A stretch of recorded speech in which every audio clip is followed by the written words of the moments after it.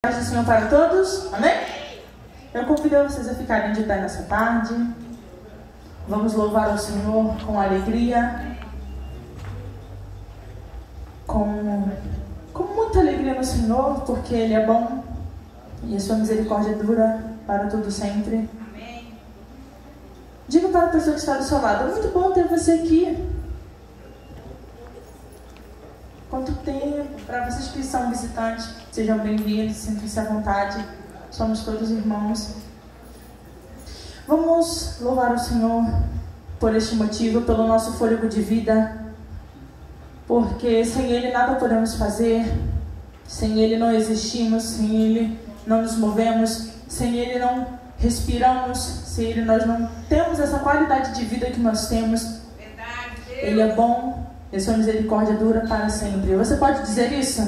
O Senhor é bom e a sua misericórdia dura para sempre. Senhor, nessa noite nós queremos, Senhor, te louvar, Deus, e te agradecer pela sua bondade, por mais um dia, Senhor Jesus, que nós podemos respirar, Deus, o ar puro, Senhor Jesus, sem a ajuda de aparelho, Senhor Jesus. Muito obrigada, Senhor, pelas vidas curadas. Muito obrigada, Senhor Jesus, pelas pessoas, Deus, que puderam se movimentar, se locomover até a sua casa, Senhor. Fala com eles, Espírito Santo, em nome de Jesus Cristo. Amém. Vamos louvar o Senhor. Leão e Cordeiro.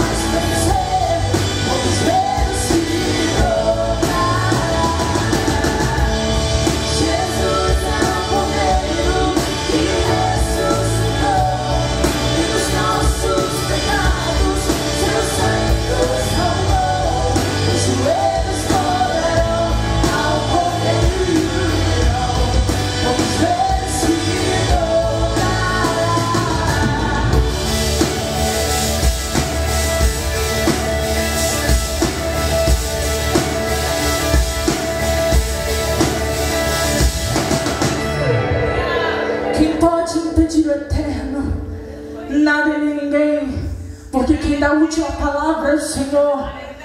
Quem se levanta a nosso favor é o Senhor. Por isso dizemos com toda a propriedade: quem pode impedir o eterno? Quem pode impedir o Senhor? Nada e nem ninguém. Nada e nem ninguém nos abala, porque nós estamos firmados em Ti. Tu és a nossa rocha, Senhor.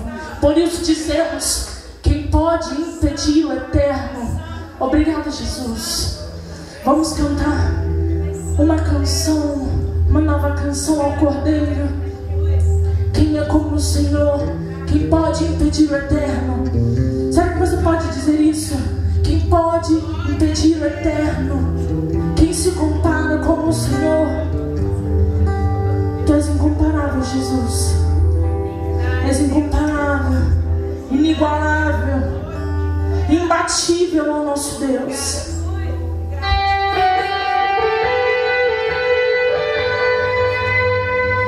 Te exaltamos, Jesus.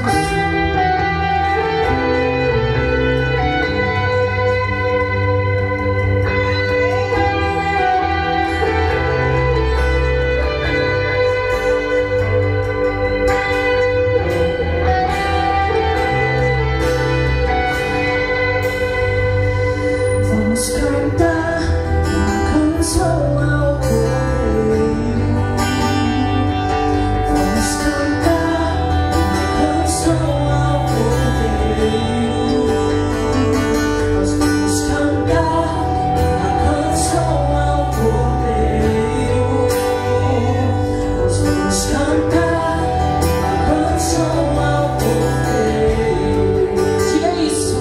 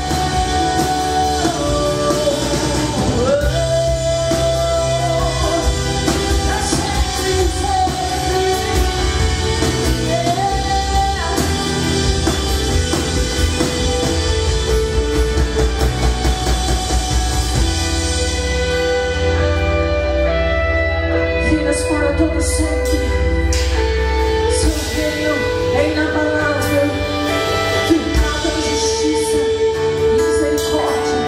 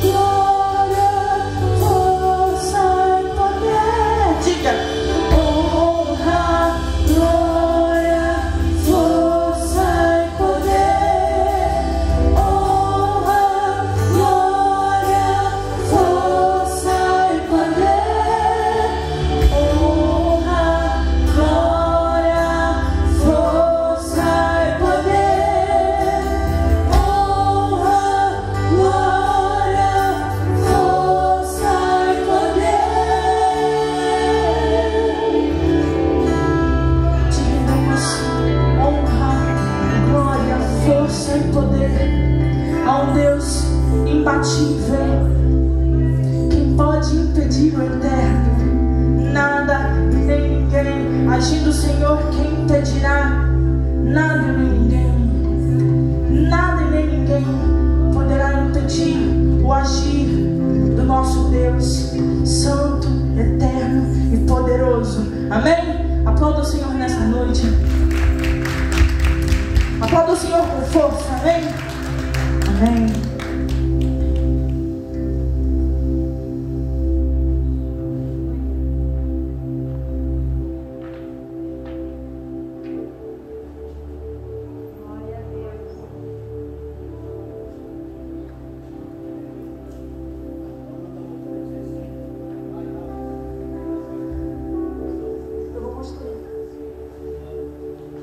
Tu és digno, Senhor. Tu és digno. Te exaltamos, Jesus. Temos muito pelo que te agradecer, Senhor. Temos muito pelo que te agradecer.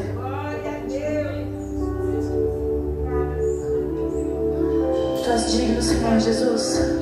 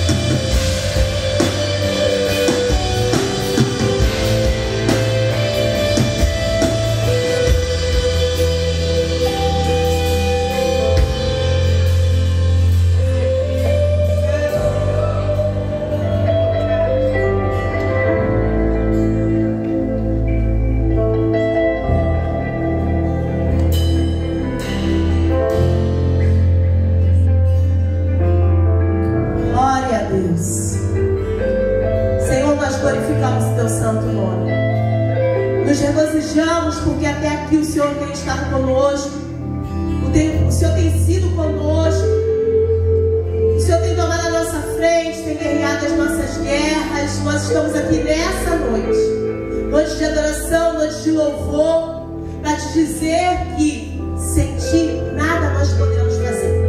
Por isso, Espírito Santo, fique à vontade no nosso meio nessa noite. Tenha liberdade para falar aos nossos corações. Leva cativa a nossa mente, os nossos erros, os nossos interesses, e ministra conforme o teu querer e a tua vontade. Em nome de Jesus, amém. Pode se assentar.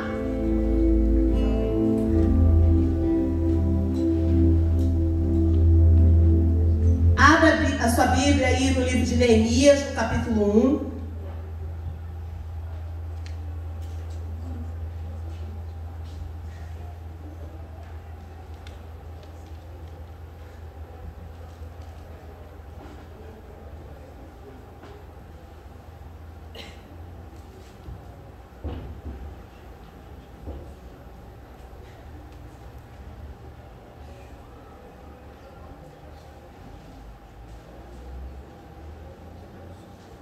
E essa semana foi uma semana dura, difícil, né?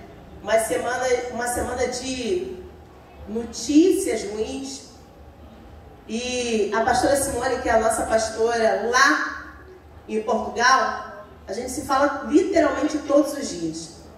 E quando foi essa semana, ela, sabendo de todas as situações que têm acontecido, ela me mandou um áudio. Ela falou o seguinte: puxa, amiga, eu estou me sentindo como Neemias, tendo a notícia que a minha Jerusalém está pegando fogo, que os muros estão sendo derrubados, que estão sendo atacados, e eu longe sem ter muito o que fazer. E verdadeiramente, nessa conversa, surgiu um trabalho que a gente vai sair daí para frente. Nós estamos no mês de maio, que literalmente já é um mês que tradicionalmente há mais de 13 anos é o mês da família na nossa igreja. E a gente adentrou nesse trabalho a partir dessa semana. Hoje pela manhã a gente teve o Vanderlei trazendo a palavra pela manhã. Agora nesse culto de 5h30 eu estou trazendo a palavra, e mais tarde o pastor Edmilson está trazendo a palavra. E eu acho que nunca o assunto família foi tão procurado, estudado e interessado. Eu encerrei agora uma turma de seminário, e na verdade eu fui procurada por um seminário para dar aula, porque surgiram nos seminários o assunto família. Porque é um assunto que interessa muito. Quando eu fui para dar aula, eu achei que não ia interessar tanto, que de tantos assuntos que podia se estudar na Bíblia, era o que as pessoas iam mais interessar, mas a turma foi num crescente tão grande, que eles pediram o prolongamento das aulas. E foi uma bênção. E é lógico, por quê? Porque quando fala, por exemplo, de finanças, uns vão estar vivendo situações, outros não vão estar.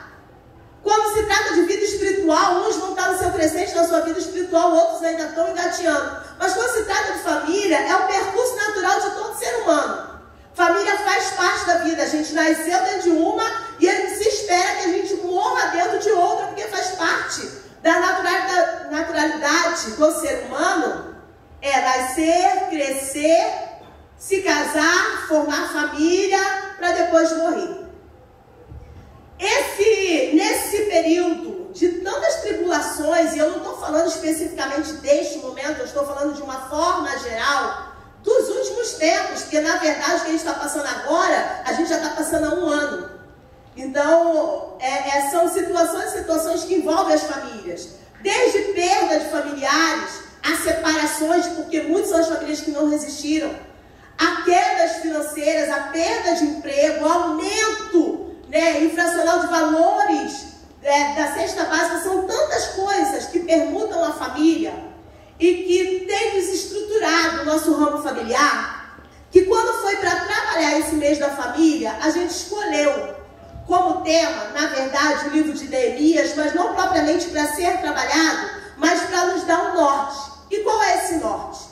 Porque Neemias foi um cara que ele teve a notícia ali. É isso que está falando aqui em Neemias capítulo 1. Se você já abriu, eu vou ler com você. Que diz assim, ó, Neemias 1:1. As palavras de Neemias, filho de Acalias, no mês de Quisleu, no ano 20º, estando eu na cidade lá de Suzã. Veio Anani, um de meus irmãos, com alguns de Judá. Então lhes perguntei pelos judeus que escaparam e que não foram levados para o exílio e acerca de Jerusalém. Disseram-me, os restantes que não foram levados para o exílio e se acham lá na província estão em grande miséria e desprezo. Os muros de Jerusalém estão derribados e as suas portas queimadas. E em seguida fala assim, tendo eu ouvido estas palavras, assentei-me, chorei e lamentei por alguns dias. E estive jejuando e orando perante o Deus dos céus. Quando Neemias, ele pede notícia, ele tem a notícia que os muros foram derribados, ou seja, derrubados são duas palavras diferentes, mas nesse sentido aqui é praticamente o mesmo. Na verdade, o significado da palavra derribar é tirando a riba, ficando sem ribas, ficando sem parâmetro, não tinha como ficar em pé. Não é muito diferente das estruturas familiares nos dias de hoje. Hoje,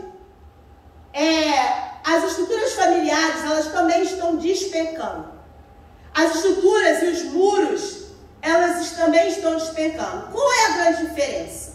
O posicionamento de um homem como Neemias. Porque Neemias, quando ele ouviu falar, ele não estava vivendo aquela circunstância. Vamos entender isso? Neemias não estava vivendo. Neemias estava vivendo no palácio. Ele estava longe da sua cidade natal, mas ele estava vivendo no palácio. Eu posso te garantir que não faltava comida, não faltava bebida, não faltava conforto. Não faltava. Se você fosse ver a situação dele, para a situação daqueles que voltaram do exílio, para aqueles que conseguiram voltar para Jerusalém, a situação dele era uma situação muito melhor. Mas não era pelo fato de ele estar vivendo uma boa situação que ele não se importava com aqueles que lá estavam vivendo uma situação adversa da dele.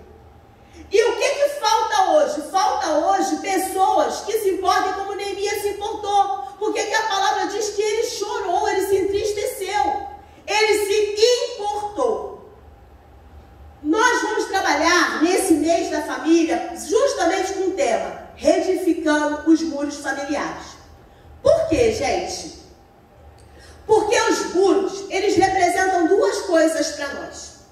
Eles vão representar limite e segurança. Para que o muro representa limite? O limite é para você? Claro que não. Se a casa é sua, aquele muro não é o limite para você. Você tem a chave do portão. Se você tem a chave do portão, você pode entrar e sair a hora que você quiser. O limite vai ser para o outro que vem de fora para dentro. Então, esse limite, nesse caso do muro, não é ruim. E no caso da segurança, melhor ainda.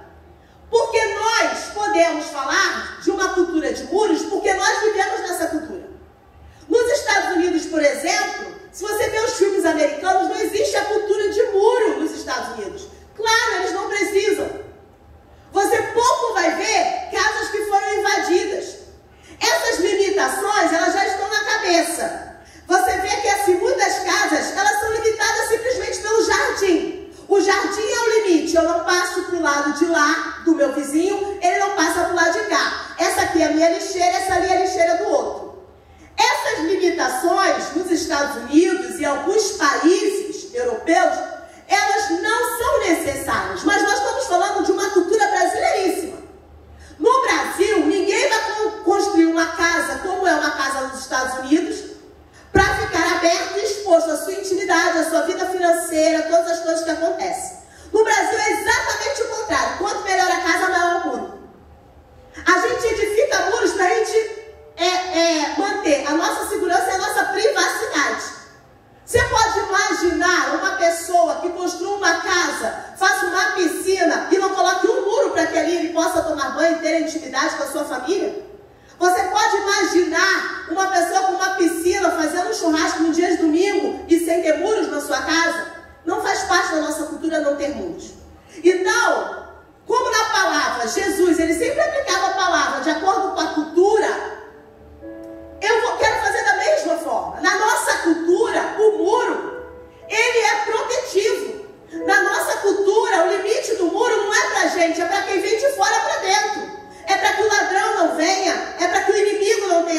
acesso, para que aqueles que estão tomando conta da tua vida não tenham acesso, não vejam.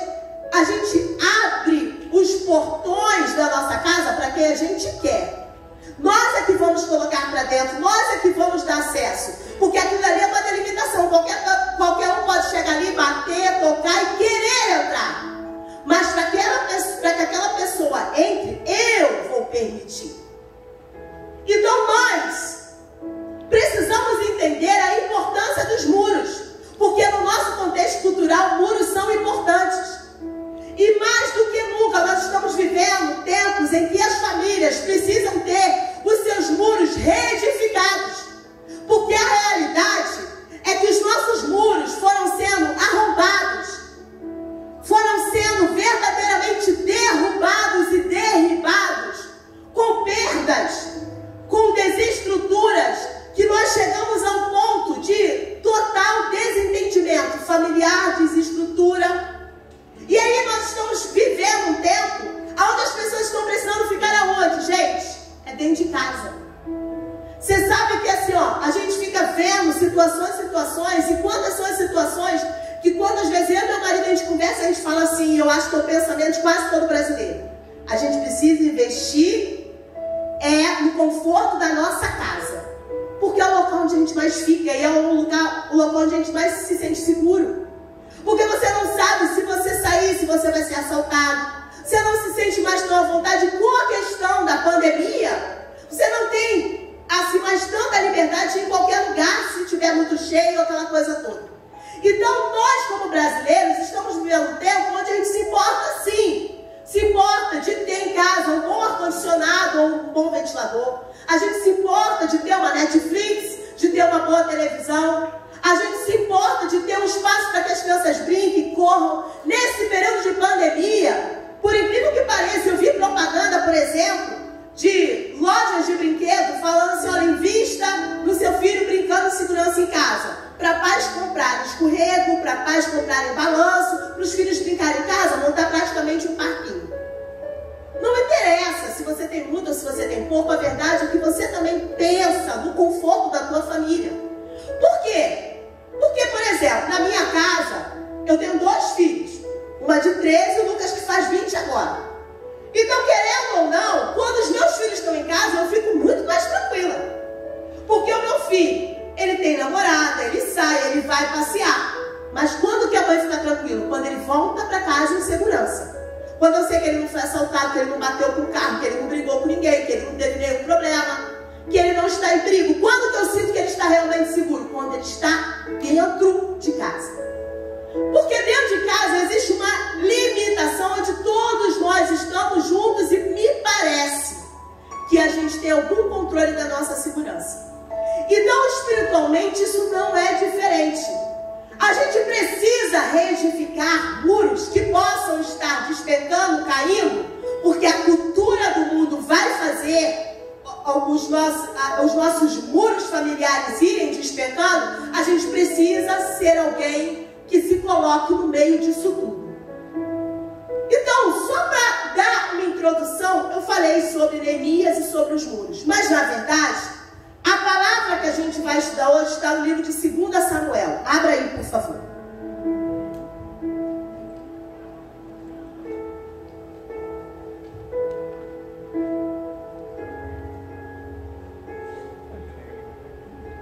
Segunda Samuel, capítulo 12.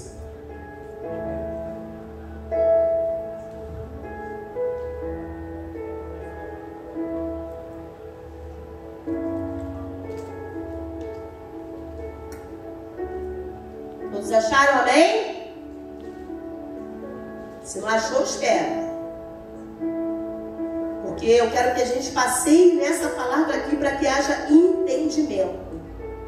Vocês sabem que eu nunca sou lógica, né? O dia que eu for lógica, eu não estou bem.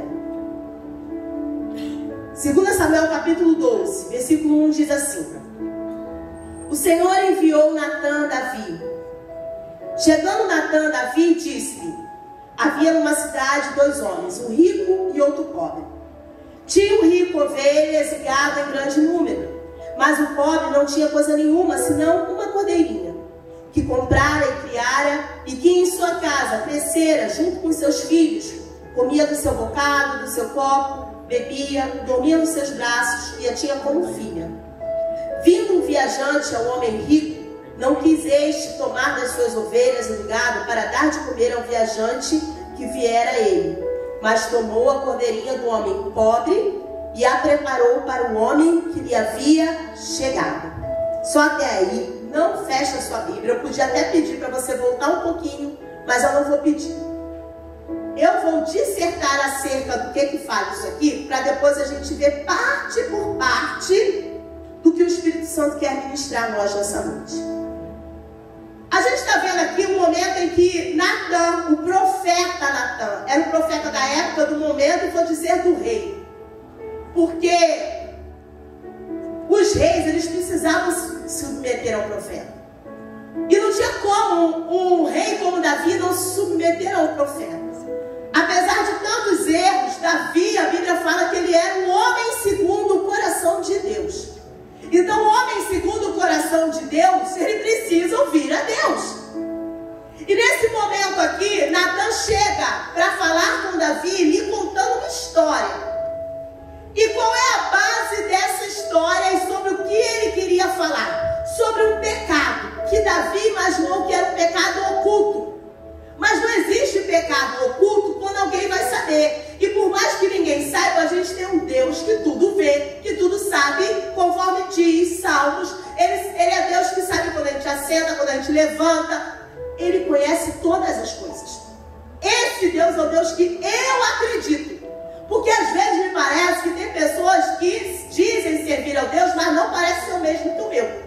Porque o Deus que eu acredito é o Deus que está comigo aqui, mas quando eu desço, eu vou para minha casa, ele vê o que eu faço também.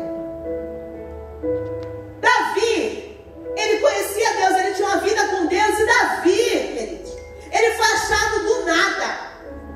Do nada. Por quê? Porque ele era visto por Deus quando ninguém o via. Inclusive, o dia da unção de Davi, naquele dia ali, preparado por Deus para ungir a Davi, Davi nem estava no local. E Deus poderia ter enviado o profeta Samuel até Davi lá no campo. Mas Deus fez com que o profeta Samuel fosse até a casa de Davi, porque tinha propósito dele ser ungido ali na casa dele, diante dos irmãos dele. E também havia propósito de Deus de ensinar Samuel a maneira com que Deus vê. Samuel, quando vê Eliabe, que era irmão de Davi, o bonitão, o grandão, que tinha aquela forma, eu falei sobre isso aqui semana passada, que tinha a forma do rei, a aparência de rei. Samuel teve a discrepância, e isso está registrado na Bíblia, de falar assim: com certeza é esse o ungido do Senhor. Foi a hora que Deus repreende ele e fala para ele: Samuel, Samuel, eu não vejo como o homem vê. Por quê? Porque ele já via Davi lá. E Davi já devia saber disso. Que ele era visto. Porque ele foi visto por Deus quando ninguém o via. Quem eram as testemunhas de Davi? Ovelha, céu. Mas Deus o estava vendo. Então, depois de passar todos os filhos de Jessé, Samuel falou: olha, Deus diz que não é nenhum desses. Não é possível, deve ter algum filho seu. E aí sim, se lembram de Davi. Diante dos homens, Davi não seria a primeira opção, mas diante de Deus, sempre foi ele. Então Davi devia saber que ele servia a um Deus que tudo vê. Aqui, no início de toda essa história, diz que numa época de guerra, onde todos os reis iam para a guerra, presta atenção nisso. Numa época de guerra, onde todos os reis iam para a guerra. Davi era o que, gente? Rei. Era para ele ir para onde? Para a guerra. Porque diz aqui, olha a observação da palavra, que era uma época onde todos os reis iam para a guerra. Se o país estava em guerra, se o povo estava em guerra, era para Davi estar na guerra. Então existe um grande perigo da gente estar aonde não é da vontade de Deus.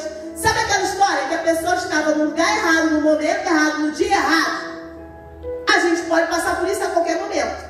Davi era para estar na guerra, mas ele não estava. Davi, se ele estivesse na guerra, o que ele ia ver? homem ensanguentado, machucado, cortado, gente brigando, gente guerreando, gente correndo. Era isso que os olhos dele iam ver. Era desagradável? Era, mas ele ia ver o que ele tinha que ver. Mas como ele não estava onde era para ele estar, o que ele viu? Ele viu uma mulher se banhando. E olha o detalhe da palavra. A Bíblia diz, eu vou usar a palavra da Bíblia, que ela era muito formosa. Então, tem gente que a gente chama de bonitinha. Que bonitinho, né? No ditado popular, feio e arrumadinho. Ai, fulano é tão bonitinha. Mas a Bíblia diz, gente, que Batseba era muito formosa. Muito formosa. Então, eu fico imaginando que mulherão que era Batseba. E ele não viu ela de qualquer forma, ele viu ela se banhando. Alguém se banha vestido? Não. Ele viu, gostou do que viu, e aí ele começa a se esquecer de um Deus que tudo vê. Porque aí ele estava vendo com os olhos dele carnais. A essa hora, o espiritual já estava se desligando do corpo de Davi. Por conta de ver o que não devia, ele fez também o que não devia. Que foi trazer aquela mulher, dormir com aquela mulher, engravidou aquela mulher. E a partir daí, aquele homem, segundo o coração de Deus, e que tinha tantas coisas que nós poderíamos nos alegrar, nos orgulhar e até copiar de Davi, começa a acrescentar a ele algumas qualidades por nós desconhecidas, como mentiroso. Ele era mentiroso, ele passou a ser mentiroso.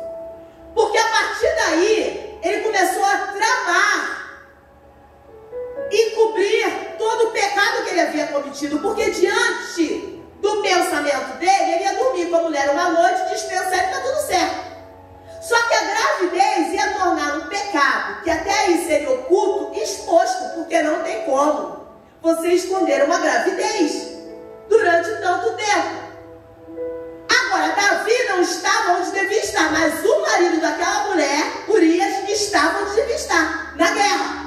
Aí o que Davi faz? Ele desloca o homem que estava onde devia estar para ir para onde não devia, para fazer o que ele queria e não o que Deus queria.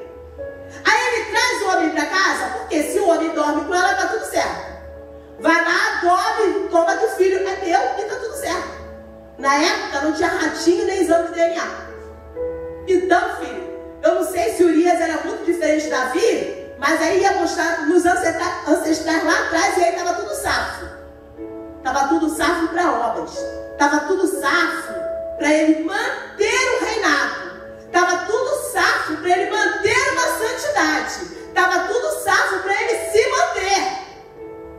Mas e aí? De repente, por causa do pecado dele, Deus que viu ele lá, quando ele estava lá escondido com as ovelhas, não viu ele quando ele fez esse ato? Olha o desespero. Eu tinha um amigo que ele falava o seguinte: todo mundo fala, Simone, quer conhecer um homem, dá poder para ele. E ele dizia, vou modificar isso aí. Quer conhecer um homem, tenta tirar o poder dele. Davi já estava no reinado.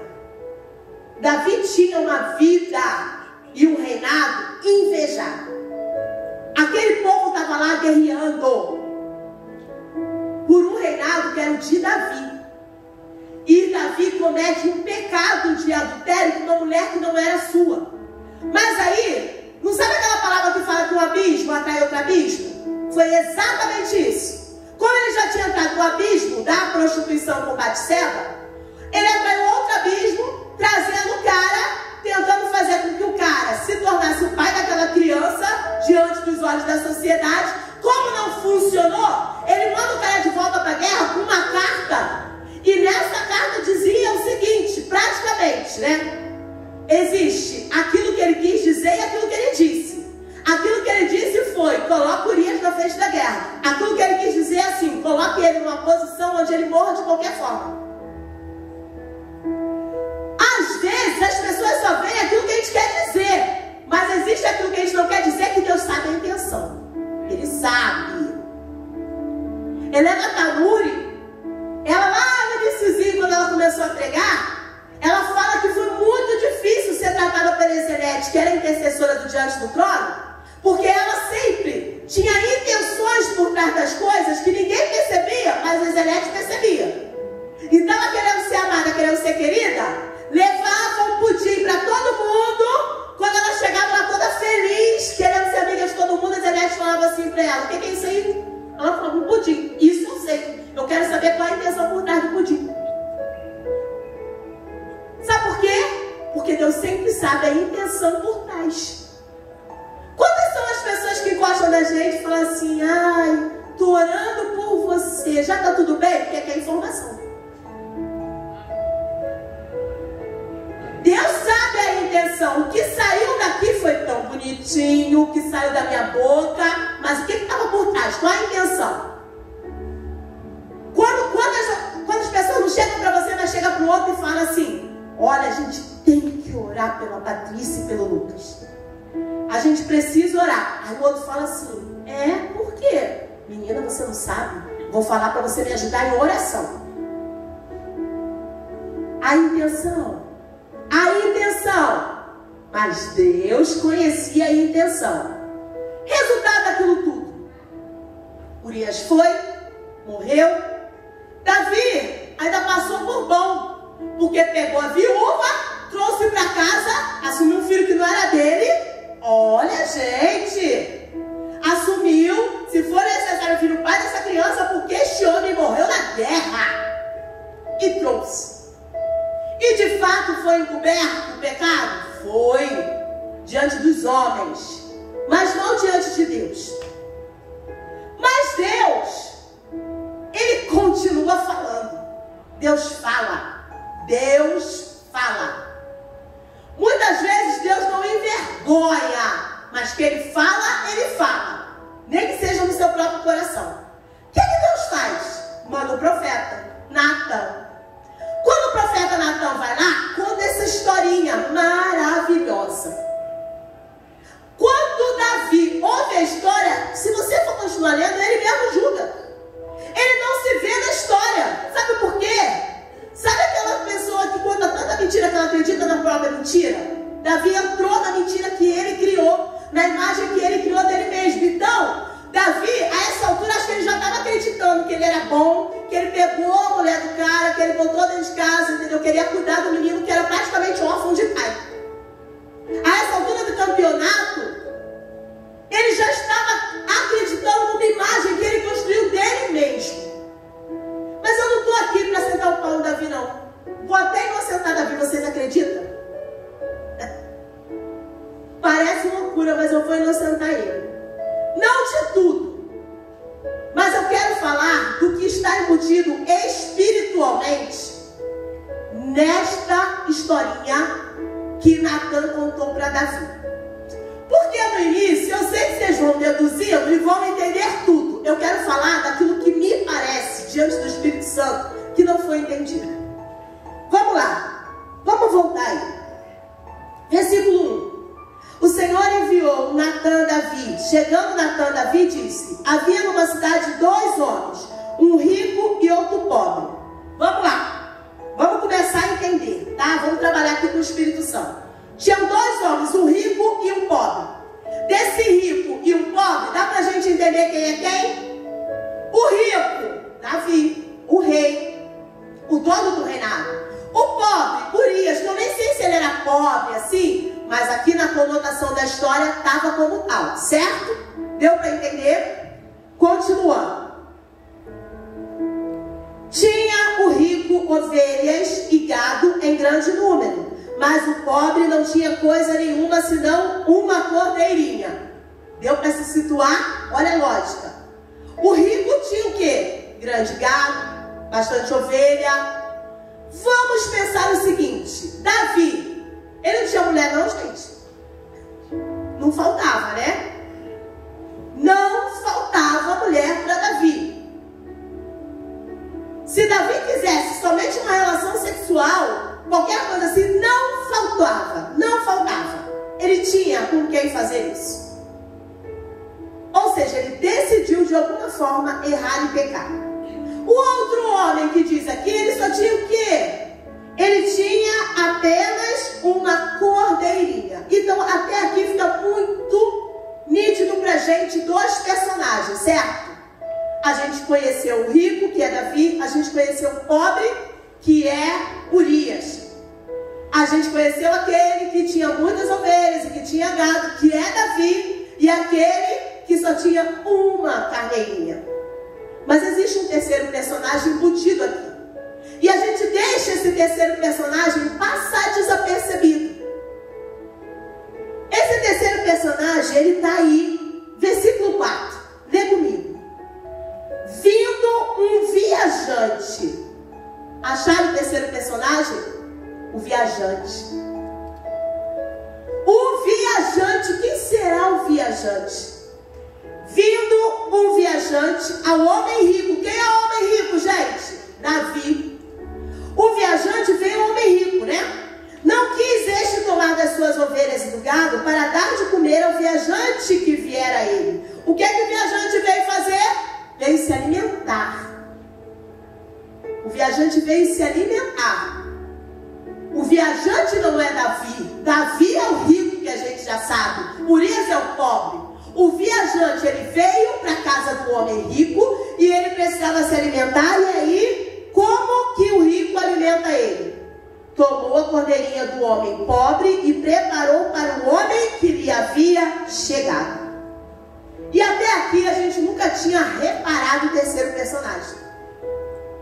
O terceiro personagem viajante, ele passa desapercebido. Eu vou lembrar para vocês uma história do livro mais antigo da Bíblia que eu já falei aqui. Qual é o livro mais antigo da Bíblia? Jó. Cronologicamente, o livro de Jó foi escrito primeiro. Eu já falei que no livro de Jó tem ali tipo descortinar do mundo espiritual, aonde Satanás, ele se apresenta ali, ele adentra em uma reunião espiritual que acontecia, e quando Deus pergunta para ele, da onde que você vem, Jó? Ele fala de quê? De rodear, de passear, e hoje eu vou usar a palavra viajar sobre a terra. Ele veio de viajar sobre a terra. Ele era um viajante, e aqui nessa história de Natan, o viajante aparece. E o que o viajante faz? Ele chega na casa do homem rico, que é Davi.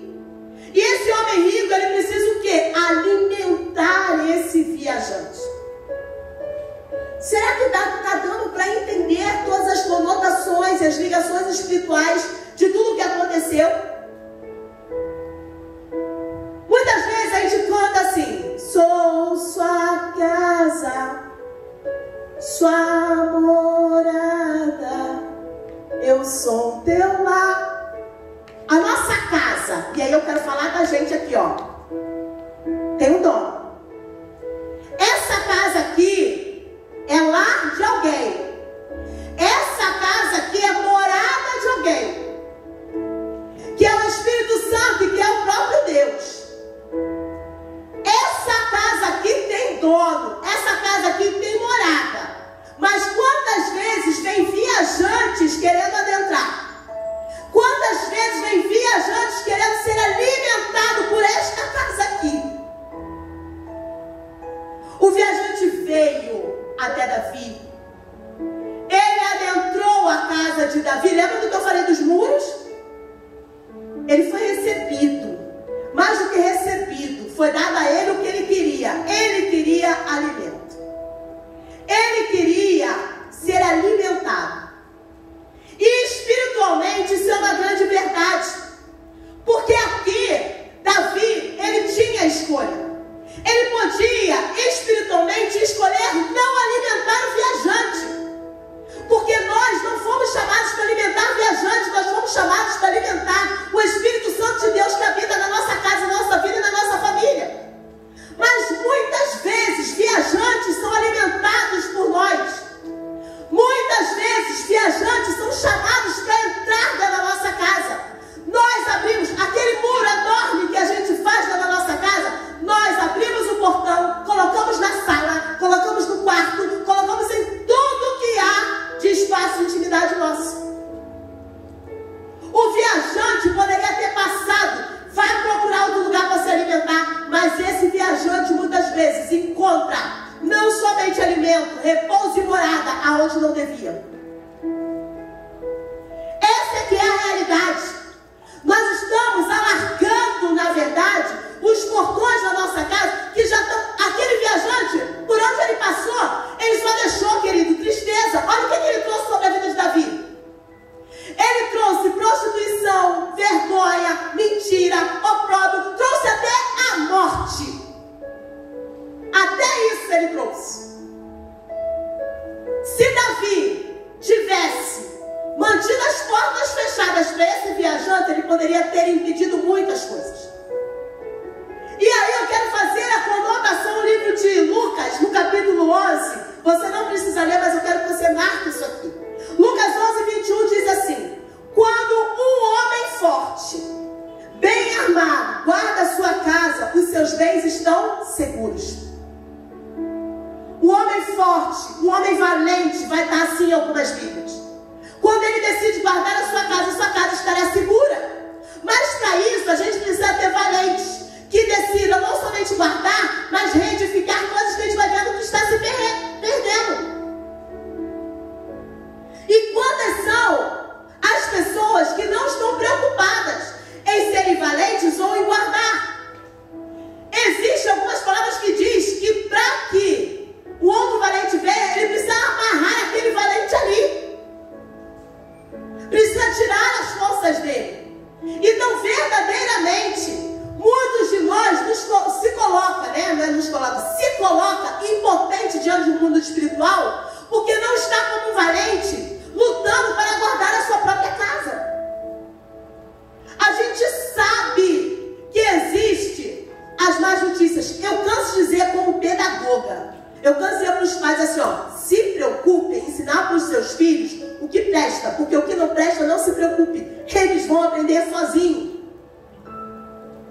Quantas são as mães que querem ensinar pornografia para as filhas? Eu penso, para quê, meu Deus? Para quê?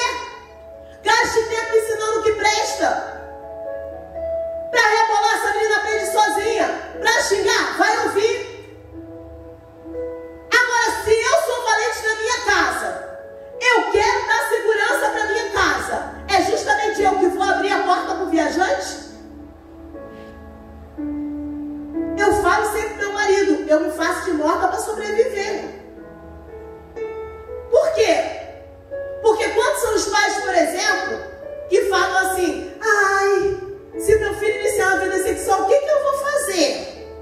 O que vai fazer? Daqui a pouco esse menino entra pro quarto, fecha a porta, vai ter uma relação sexual lá dentro, você na cozinha fingindo que nada está acontecendo. E o respeito? Cadê? Não, filho. Lá fora no mundo podem ter derrubado esse muro, mas aqui eu estou levantando ele toda hora.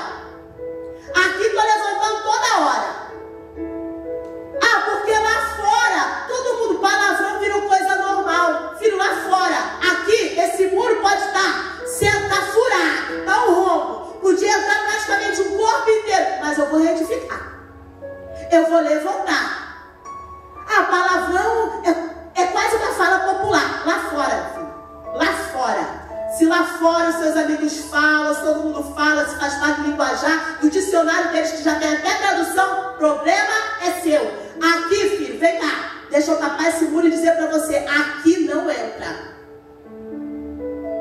Se lá fora as edificações estão todas com as festazinhas onde entra o que quer, nós somos os valentes que vamos impedir os viajantes de entrar, de se alimentar e de fazer morada. Cabe a nós. Cabe somente a nós. Por quê? Você já viu a síndrome de mãe e pai? Mãe e pai é o seguinte, a gente sempre quer estar perto do filho, porque a gente sempre acha que ninguém vai defender o nosso filho como a gente. Que ninguém vai guardar o nosso filho como a gente. Se tiver que proteger, meu Deus, ninguém vai fazer como a gente faria. E isso é quase que uma verdade, principalmente espiritualmente falando. E espiritualmente falando, se eu puder, todo momento da vida dos meus filhos, protegê-los, eu vou protegê-los. Os princípios dentro da minha casa, eu protejo o tempo todo. Nessa casa tem que ter princípios, porque os princípios, eles são os muros de sustentação, são as vigas, os princípios, eles são os alicerces.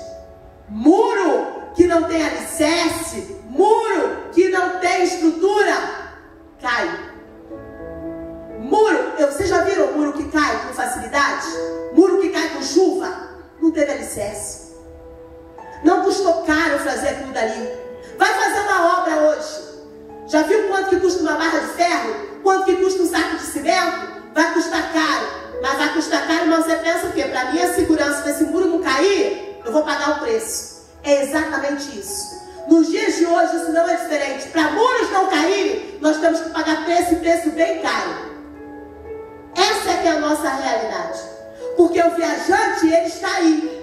Ele está o tempo todo.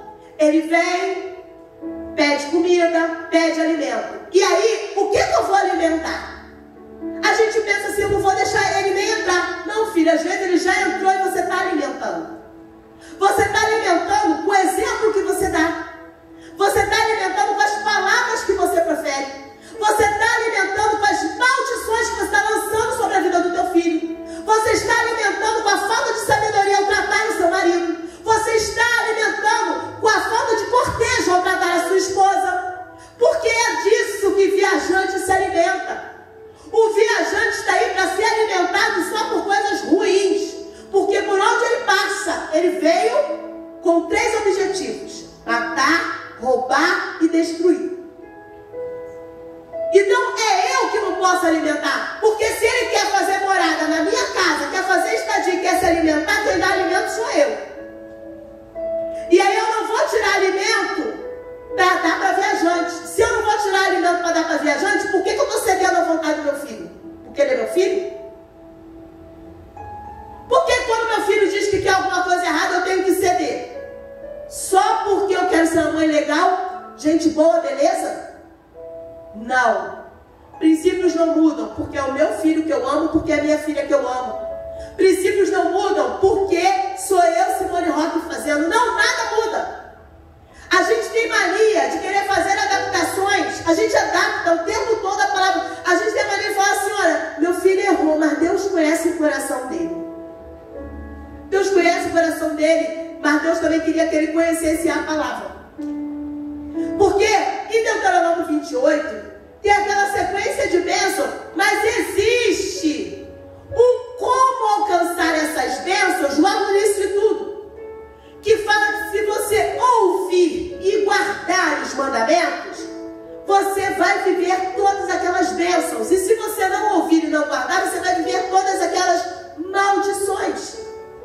Então, verdadeiramente, não basta apenas ouvir. Tem muita gente ouvindo o mandamento, ouvindo palavra, ouvindo ensinamento e não está guardando. Porque o guardar aqui é um guardar prático, um guardar de praticar.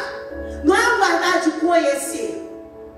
Porque conhecer a palavra, quantas são as pessoas que se acham conhecedoras de um monte de coisa? Tudo que você vai falar, a pessoa já sabe. Tudo que você vai falar, a pessoa já sabe. Sabe e não pratica por quê? O que modifica a minha vida não é o quanto eu conheço, é o quanto que eu conheço e consigo praticar. É isso que modifica a minha vida. Então, queridos, o viajante, ele tem andado por aí.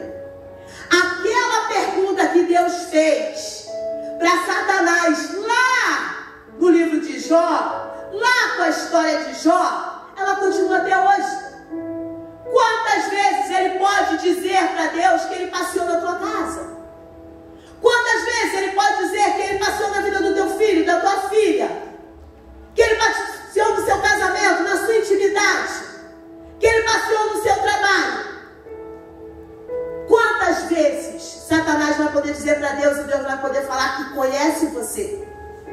Querido, Davi errou quando ele esqueceu que o Deus dele era um Deus que via todas as coisas.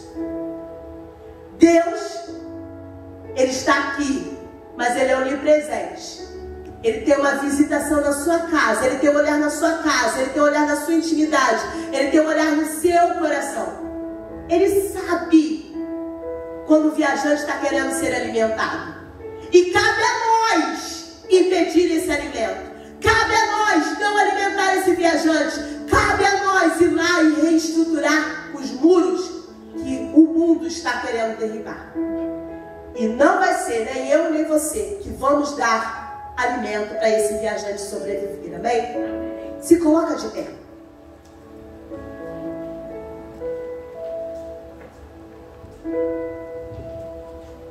Nós precisamos ter a nossa confiança no Senhor. Porque parece, e só parece, que diante dos nossos olhos a gente está remando contra a maré, uma maré tão brava, que a gente vai nadar e morrer na praia. Parece que não vai adiantar fazer nada. Por quê? Porque o mundo já está defeituoso contra a família. As coisas já estão desestruturadas. Mas quem protege a minha casa sou eu. E se é necessário ter um valente que guarde a casa, querido, você está aqui, você está aí do outro lado. Você precisa ser esse valente, aquele que se coloca e vai falar: não, existem muros na minha casa, existem limitações.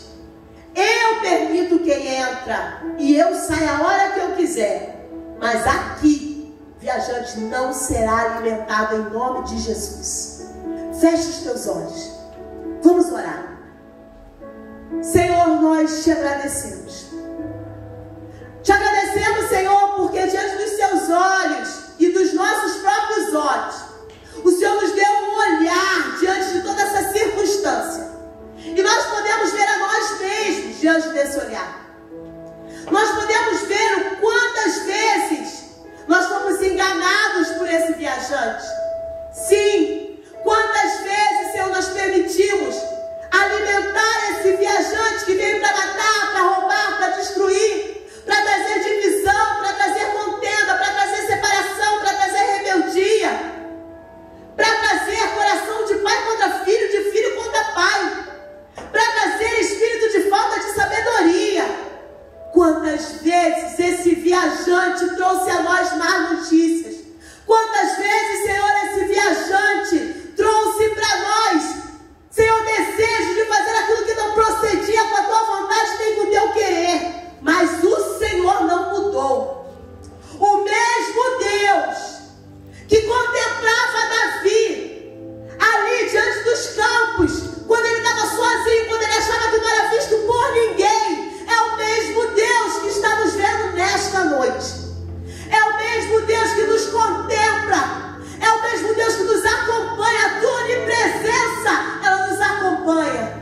Senhor, quando este culto acabar, tua presença vai estar aqui, mas ela também poderá ir até a nossa casa. Nos ajuda, Senhor, a não alimentar viajantes neste mundo. Nos ajuda, Senhor, a alimentar somente a tua presença dentro da nossa casa. Sim, nós somos a tua morada. Sim, nós somos o teu lar. E nós queremos que o Senhor se sinta à vontade. Que o Senhor comece a nos ajudar a reestruturar muros que foram derribados e muitas vezes por permissões nossas mesmo. Senhor, quantas vezes dissemos sim para coisas que o Senhor queria que disséssemos não. Quantas vezes, Senhor, as portas das nossas casas foram abertas para aquilo que não era da tua procedência. Quantas vezes a nossa boca foi aberta para falar e profetizar aquilo que não era o seu querer.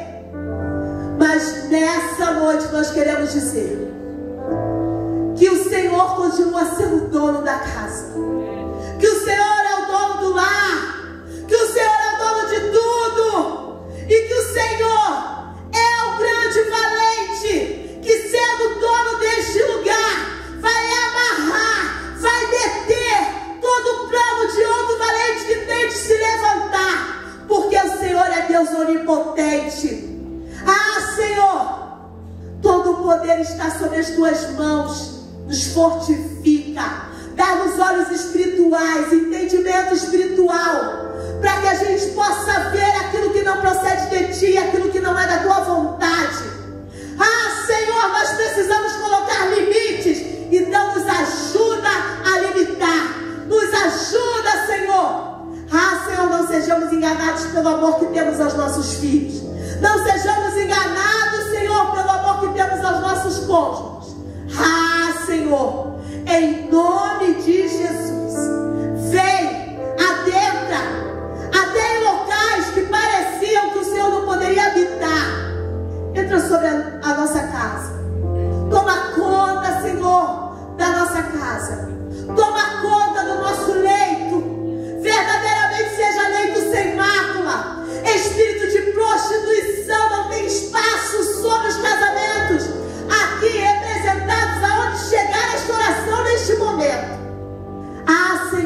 espírito de prostituição não nos alcance. Opróbrio não nos alcance. Espírito de rebeldia sobre a vida dos nossos filhos, não haja espaço para adentrar, não haja espaço para fazer morada. Nós declaramos nessa noite: nossos filhos não serão somente herança bendita, mas eles serão perfumes às nações. A história dos nossos filhos serão construções de testemunhos. Nossos filhos não se perderão. Nossos filhos não serão deixados para trás. Nossos filhos continuam sendo filhos amados, não somente nossos mesmo, mas do Pai que é o Senhor. Senhor, nós declaramos que tudo sobre a nossa vida está sob o seu alcance, o alcance das suas mãos, o alcance dos teus olhos. E nós confiamos em Ti. Ajuda-nos, Senhor, a reedificar os muros que um dia foram destruídos, para a honra e glória do Teu nome. Em nome de Jesus, amém. Glorifique e aplauda ao Senhor, em nome de